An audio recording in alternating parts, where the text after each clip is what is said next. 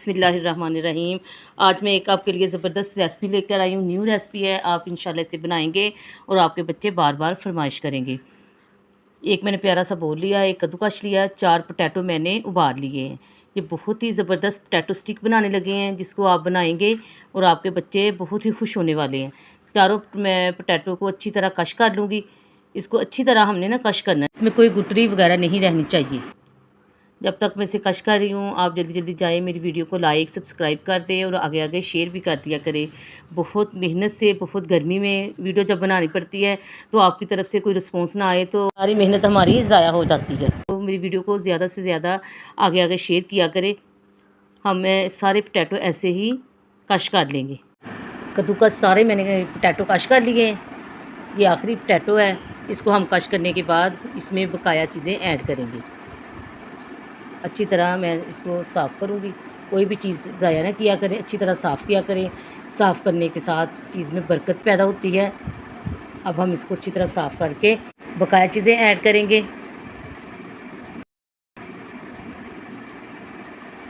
अब मैंने एक छन्नी ली है, उसके ऊपर 1 कप भर के मैंने मैदे का ऐड कर दिया है। आप इसे मैदे के साथ भी बना सकते हैं, आप इसे नॉर्मल गंदम के आटे से भी बना सकते हैं। बहुत ही मज़े की ये स्टिक्स बनती है। जब आप बनाएंगे, बना के खाएंगे, आप बहुत ही खुश होंगे। हाफ़ चम्मच मिर्च ऐड कर दी है, हाफ़ चम्मच मैंने ज़ीरा ऐड किया है इसके अंदर। थोड़ी सी मैंने ना 2-3 चुटकी हल्दी पाउडर ऐड की है और थोड़ी सी मैं इसमें अजवाइन ऐड करूँगी। अजवाइन के साथ इसका फ्लेवर बहुत मज़े का, बहुत टेस्टी होता है।